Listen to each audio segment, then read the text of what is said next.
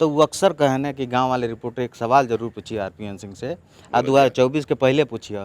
तमाम लोगों के जहन में ये चर्चा बा कि आरपीएन सिंह जौन बा महाराजगंज चल जा सके चुनाव लड़े। मौजूदा जिन सांसद बाने विजय दुबे, उनके लिए कहने कि विजय दुबे जी जौन बा आपके जौन बा सूद समेत वापस मिलल बा जब आप राजा साहब के पार्टी में रहनी।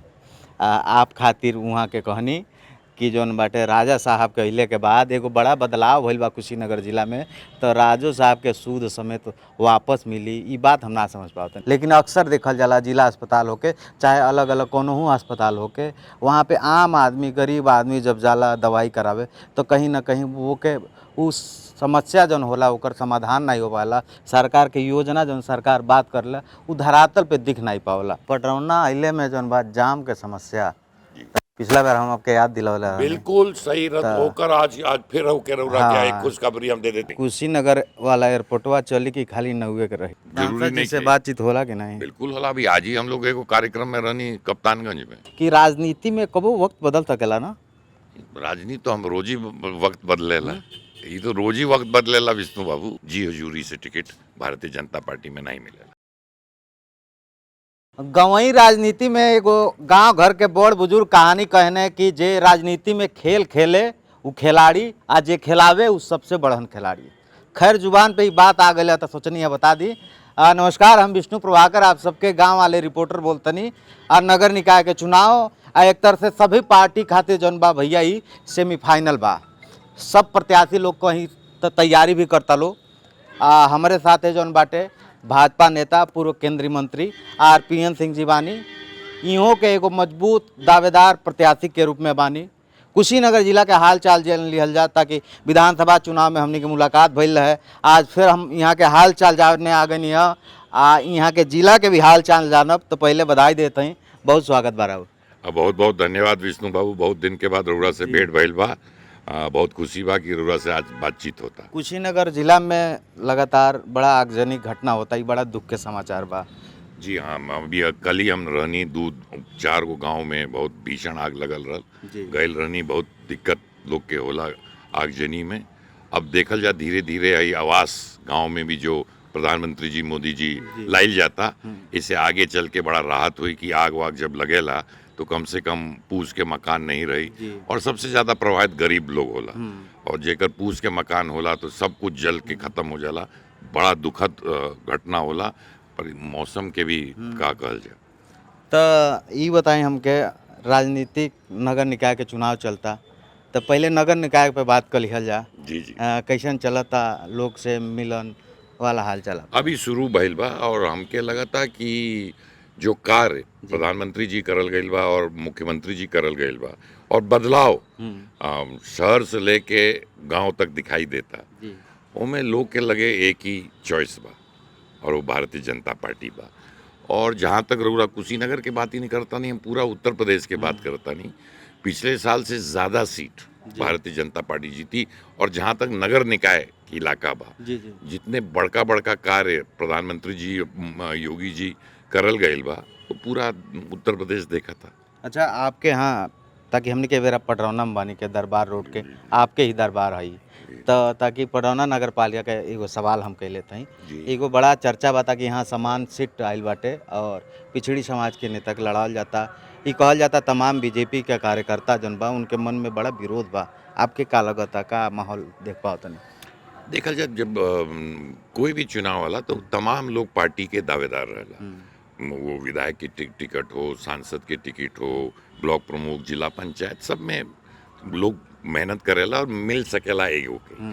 अब हमें काहे के नीचे से लेके ऊपर तक सब कोई के डिस्कशन होला। और सिर्फ पटरौना नहीं, तमाम जगह सीटवा भारतीय जनता पार्टी दिल बा और तमाम लोग टिकट मांगत भी रहल। अब सबके तो मिल नहीं सकेला, परंतु जो शीर्ष नेतृत्व देला तो हमें भारतीय जनता पार्टी नेतन के पार्टी नहीं, कार्यकर्तन के पार्टी बा।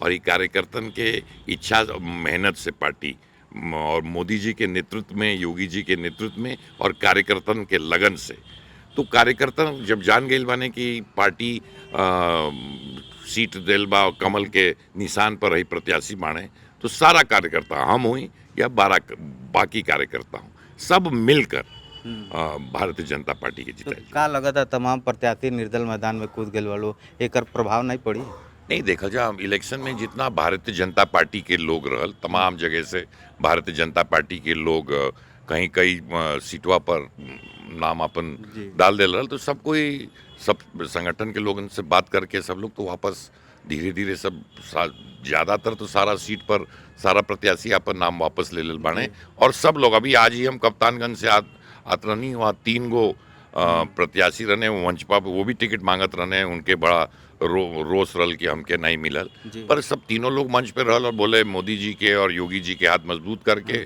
और कप्तानगंज के प्रत्याशी के अवश्य जिताई जाए। अब 24 वाला बात कर लिया जाए हमने के 24 तो बहुत दूर बा महाराज अभी आप तो बहुत काम लगातार करेंगे। लोग के बीच में जातनी हाल चाल पूछतनी सबसे मिलतनी और एगो मजबूत खिलाड़ी भी हैं आप। शुरू में हम कहनी है कि तमाम लोग होला जे राजनीति में खेल खेलेला ओके खिलाड़ी कहल जाला, जे खेला वाला ओके खतरों के खिलाड़ी कहल जाला। विधानसभा चुनाव में ही देखे के मिलल है नहीं तो देखा 24 के जाए, का तैयारी राजनीति में चलता। 24 में मोदी जी के फिर से ज्यादा वोटवा से देश के लोग उनके प्रधानमंत्री बनाई हमें को दो राय नहीं थे और भारतीय जनता पार्टी और प्रधानमंत्री मोदी जी ने जिस तरह देश बदल गए बा और सबसे जो महत्वपूर्ण चीज बा जब एक व्यक्ति ईमानदारी से काम करेला ओकर फर्क पूरा देश में दिखाई देला।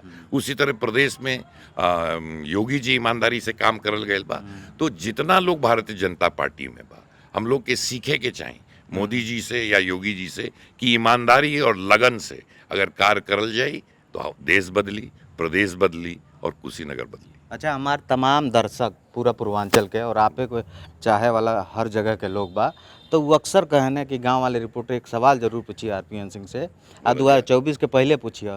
तमाम लोगों के जहन में ये चर्चा बा कि आरपीएन सिंह जौन बा महाराजगंज चल जा सके चुनाव लड़े। नहीं हम देखा हम पडरौना में बानी चुनाव के बाद तो कहाँ से उठा था हम तो कार्यकर्ता बानी। हाँ। पार्टी हम कुशीनगर में कुशीनगर हमारे कर्म भूमि बा सब कुछ तो कुशीनगर बा और चुनाव के बाद में 24 में अभी का भी तो 1 साल से ऊपर बा। अब हमके बोल जो कुछ भी कहे तो हमके लगा था वो सब अफवाह बा काहे कि लोकसभा के तो बात ही नहीं होता। ताकि योगी जी जौन बा अभी खड्डा में आई रहनी तो वो कहत रहनी अपने भाषण में इस सेमीफाइनल है कहीं ना कहीं। तो देखा हर इलेक्शन तो महत्वपूर्ण होला हाँ। विष्णु बाबू जी। और हर इलेक्शन में भारतीय जनता पार्टी बढ़िया प्रदर्शन उत्तर प्रदेश में करता और जहाँ तक 2024 बा सब अफवाह बा की के लड़ी का लड़ी हमें कोई बात नहीं हम लोग के कौन लड़ी नहीं लड़ी एकर चर्चा नहीं खे सबके एक ही कार्य बा जितना लोग भारतीय जनता पार्टी में बा कि प्रधानमंत्री मोदी जी के इस बार ज्यादा मतन से और ज्यादा सीटन से प्रधानमंत्री बनाए के बा कि जिस तरह के बड़का कार्य और देश के परिवर्तन होता गरीबन के परिवर्तन उनके जिंदगी में परिवर्तन होता उन सब में और तेजी आ सके। ताकि राजनीति में उम्मीद तो सबके होला और वो व्यक्ति के भी होला जे केहू नेता के प्रशंसक होके चाहे वोटर होके तो आपके भी प्रशंसक ही जानल चाहता हूँ। हमार एगो राजनीति में जब से रहल बानी हम सेवा के भावना से रहल बानी ना कोई खेल खेले आयल बानी ना हम खेल खेले नहीं किसी और के साथ। हमार हमेशा राजनीति रौरा जानता नहीं रौरा किसी से विष्णु बाबू पूछ सके नहीं हमार सेवा के भावना रहल बा और हमेशा जब भी मौका मिलल बा परिवर्तित करे के प्रयास करल बानी कुशीनगर के नाम उजागर हो कुशीनगर में बड़का प्रोजेक्ट आए कि लोगन के फायदा हो। हमके सब कुछ राजनीति में कुशीनगर के लोग देल बा हमके कोई भी कार्यकर्ता के रूप में या किसी रूप में हमार हमेशा रहला कि कुशीनगर के परचम देश में लहराए के चाहिए और विकसित कुशीनगर होए के चाहिए। मने कोनो राजनीतिक मंशा नहीं बा बस पार्टी के साथ खड़े रहे के बा। हम पहले जब ज्वाइन करनी हम बड़ा रहल कि हम रौरा एमएलए लड़ब तो कोई बोलत रहल पडरौना लड़ब कोई बोलत खड्डा लड़ब कोई बोलत रहल हाटा लड़ब तो हम तो लड़ने वाले नहीं हम पहले बोलनी हम कार्यकर्ता के वैल बा भारतीय जनता पार्टी हमके जो कार्य दी बूथ के कार्य दे कोई कार्य दे हम करे के लिए तैयार। अच्छा अभी हाल में परिवहन मंत्री दयाशंकर सिंह पडरौना बस स्टैंड जौन पडरौना का वो पंडोहा हो जा ओकर उद्घाटन ओकर जीर्णोद्धार होता बदलाव हो जाए हमके लगता वहाँ के एगो शब्द रहल मंच से वो कहने कि मौजूदा जिन सांसद बाने विजय दुबे उनके लिए कहने कि विजय दुबे जी जौन बा आपके जौन बा सूद समेत वापस मिलल बा जब आप राजा साहब के पार्टी में रहनी आप खातिर वहाँ के कहनी कि जौन बाटे राजा साहब के अइले के बाद एगो बड़ा बदलाव भइल बा कुशीनगर जिला में, तो राजो साहब के सूद समेत वापस मिली, ई बात हम ना समझ पाओ तनिका। नहीं देखल जाओ वो ऐसे बोल देनी हमके बोल देने की मेहनत करता है जो पार्टी में उनके हमसे मतलब नहीं रहे कि जे मेहनत करेला भारतीय जनता पार्टी के लिए होकर ध्यान नेतृत्व के हमेशा रहेला, वो कोई हो, सांसद हो, वो विधायक हो या आम कार्यकर्ता हो। जी भाई पार्टी हम जैसे बोलनी जे कार्य करेला होकर पार्टी हमेशा करेला, तो बाकी जितना लोग भारतीय जनता पार्टी के लोग रहल कि काम करे के चाही और तभी आगे बढ़े के मौका मिली। जी हजूरी से टिकट भारतीय जनता पार्टी में नहीं मिलेगा। कुशीनगर के अब समस्या पे बात कर लिया जाए, राजनीति बात तो बहुत कर लिया के कुशीनगर में अक्सर स्वास्थ्य महकमे के जब बात आवेला तो अक्सर केहू बड़ा मंत्री केहू नेता आवेला तब बेड वेड पूरा सज के तैयार हो जाला, लेकिन अक्सर देखल जाला जिला अस्पताल होके चाहे अलग अलग कोनहू अस्पताल होके वहाँ पे आम आदमी गरीब आदमी जब जाला दवाई करावे तो कहीं ना कहीं वो के उस समस्या जौन होला ओकर समाधान नहीं हो पाला, सरकार के योजना जौन सरकार बात करला उ धरातल पे दिख नहीं पावला। देखा जाए बिल्कुल ऐसा बा कि इतना लोग बार एगो एक ही अस्पताल रहा। हम तो धन्यवाद मुख्यमंत्री जी के देता नहीं कि मेडिकल कॉलेज एगो पडरौना में खोलल जाता, और आपके माध्यम से हम लोग के बताए चाहता नहीं कि पडरौना ही में एगो अस्पताल एगो और खुला था, बड़का अस्पताल खुला था जो पूरे जनपद खातिर हुई। तो सुविधा सरकार की ओर से बिल्कुल रउरा सच बात बोलनी, जब गरीब आदमी परेशान होला तो बड़ा दिक्कत होला, तो उसी खातिर मेडिकल कॉलेज भी बा, एगो और बड़का अस्पताल सरकार खोला था पडरौना में। और जो सबसे फायदा गरीब आदमी के कुछ राहत देल बा, आयुष्मान कार्ड देल बा। 5-5 लाख के आज गरीब आदमी होकर फायदा उठा के कम से कम कर्ज में दबत नहीं थे। तो हम समझता नहीं कि 5-7 साल में पूरा जिंदगी पूरा जो 55 साल में नहीं भइल बा तो 5 साल में नहीं, पर इतना बड़का कोई सोच सकत रहल कि कुशीनगर में, महाराजगंज में, देवरिया में एम्स खुल जाई, गोरखपुर में। तो ये सब देखल जाए कि मेडिकल के रउरा जो कल स्वास्थ्य को बहुत बड़का चीज रहे। तो हेकर देखत देखत पूर्वांचल एगो गरीब इलाका बा, एने देखल जाए एम्स खुल गई गोरखपुर में, हर पडरौना देखल जा, देवरिया देखल जा, सिद्धार्थनगर देखल जा, सब तो मेडिकल कॉलेज खुला था। तो ऐसे बहुत राहत गरीब आदमी के मिली। पडरौना अइले में जौन बात जाम के समस्या पिछला बार हम आपके याद दिलौला बिल्कुल सही रत होकर आज फिर होकर रउरा के एक खुशखबरी हम दे देता नहीं विष्णु बाबू, खुशखबरी सुना दिया कि में रिंग रोड खातिर प्रावधान भइल बा। अच्छा पहला फेज जो बा, पहला फेज पे कार्य शुरू हो गइल बा। अगर सरस्वती चौक रउरा मोहन्ने से देखल जाला, रविंद्र नगर से आगे वन्ने से बाईपास निकली, पहला फेज के पैसा होके पैसा कार्य भी शुरू हो गइल बा, ऊ जाके होलरापुर निकल रहा था। दूसर कार बा कि होलरापुर से तब दूसर फेज के पैसा अब रिलीज होए वाला बा लखनऊ से, वो जाके खिड़किया पे आ जाई। तो जितना लोग हो बिहार जाए वाला लोग बा, बिशुनपुरा वाला लोग जाए वाला बा, होन्ने से जाई। तीसर के कार्य होता कि यही जो कुशीनगर से रोड आता होन्ने से बाईपास एगो निकाल दिया जाए सीधे रामकोला रोड पे आगे जाके। तो यही जो सहरिया के जाम कहाँ के लोग रामकोला से आला तो हन्नी से जाए के पड़ला, कोई तमकुई रात से आता, कोई खिड़किया से आता, बिहार से आता। तो रिंग रोड के प्रावधान 2 साल में बन जाई तो पूरा राहत लोग के पडरौना में हो जाए। तमाम लोग अपने ससुरारी नहीं आवेला, यही मारे कि जौन बाटे कि इतना जाम के व्यवस्था रहेला। हमसे सऊदीया के दर्शक लोग फोन करेला लोग कि गांव वाले रिपोर्टर अच्छा, बड़ा पहले जब रहनी 10 साल पहले जब हाईवे और महाराजगंज में नहीं रहल, देवरिया में रहल, तो लोगवा कहत रहल ना कि जैसे कुशीनगर में उतरल जाला तो सड़किया बदल जाला। अब भाई रिंग रोड के भी काम खत्म हो जाई, घबराए के नहीं के रउरा दर्शकन के कहता नहीं, काम शुरू हो गए बा। बहुत जल्द चारों फेज के कार 2 साल के अंदर, 2.5 साल के अंदर कंप्लीट हो जाए। एगो आखिरी सवाल, बोलिए। कुशीनगर वाला एयरपोर्टवा चली कि खाली नौवे के रही? नहीं बिल्कुल चलिए, अभी खड्डा में मुख्यमंत्री जी आयल रहनी और बोलने की खुल गई बा। और काहे कि कोविड खातिर कई समस्या बा, प्लेन लेके उमें कई संकट आयल बा, में भी बहुत जल्द होकर भी कार जल्दी से जल्द लग जाए। तो 24 में का हुई बता दें। 24 में कहे नहीं कि एक बार फिर मोदी जी के सरकार आई और कायाकल्प जिस तरह होता भारत के और तेजी से कायाकल्प। लोकसभा के दावेदारी भाई ये तो पार्टी के बाद बा महाराज। अभी 24 1 साल बा, आज आइल जाए, अभी तो 1 साल मौका बा। सांसद जी बानी, विधायक जी बानी, हम लोग भारतीय जनता पार्टी के कार्यकर्ता लोग बा, सब मिल के सारा योजना लोगन तक पहुँचाइल जाए।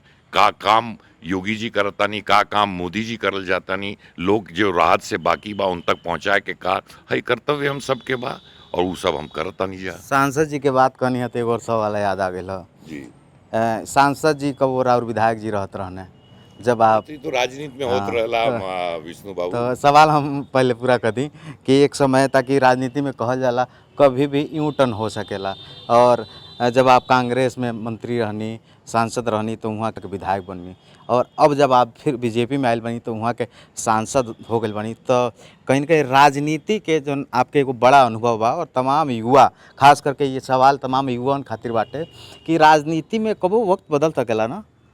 राजनीति तो हम रोज ही वक्त बदलेला, ये तो रोज ही वक्त बदलेला विष्णु बाबू। अब तो रोजाना देखल जाना राजनीति में का हो सकेला किसी के मालूम, जनता के राज बा, जनता जे के चाहिए वो बनी। ये तो साफ तौर पर प्रजातंत्र बना हमार देश, व्यक्ति हमें ज्यादा जरूरी सांसद जी नहीं से कि- बातचीत होला कि नहीं? बिल्कुल होला। अभी आज ही हम लोग एगो कार्यक्रम में रहनी कप्तानगंज में, अच्छा, बातचीत होला। बिल्कुल काहे नहीं हुई बात, हमारे पार्टी के एमपी बने उनसे काहे नहीं बातचीत हुई। अच्छा, तो हमारे जो तमाम दर्शक बने वहाँ से का कहब आप? हम सब कहब कि रउरा से भेंट करके बहुत खुशी होला, और पूर्वांचल के लोग और हमके सबसे ज्यादा खुशी होला कि जहाँ भी जाए नहीं कोई भोजपुरी में हमसे नहीं बतियाला। कम से कम विष्णु बाबू हमके खुशी होला कम से कम अपन भाषा में बात करे के रउरा मौका देनी, और रउरा भी भोजपुरी में बताया जाए ना, जितना रउरा दर्शक माने। अरे बाहर भी जब जाए नहीं पूर्वांचल से बाहर भी, वहाँ भी भोजपुरी बतियाई जा। हम बम्बई जाए नहीं तो मिले नहीं तो हमसे भोजपुरी में नहीं बतियाई, दिल्ली में जाई कोई अन्य के इलाका तो भोजपुरी में नहीं। आपन भाषा बा, इस भाषा के गर्व करे के चाहिए, कहीं हो पूर्वांचल के लोग भोजपुरी में बतिया के खास चाहिए। करके जब आप भोजपुरी बोलें तो ओकरो मजा अलगे ही रहेला। चलल तो जाए हमारे साथे जौन बा आरपीएन सिंह जी, वैसे राजनीति में कहावत कहल जाला कि दिल मिले या ना मिले हाथ मिलाते रहिए। राजनीति में बदलाव कभी भी हो सकता है, और राजनीति में यू टर्न भी कभी भी हो सकता है। तो आज के वीडियो आप सबके कैसन लगल कमेंट करके जरूर बताइए। हमारे साथ ये वीडियो बने रहे खातिर आप सबके धन्यवाद। गाँव वाले रिपोर्टर के आप सबके नमस्कार, प्रणाम बा।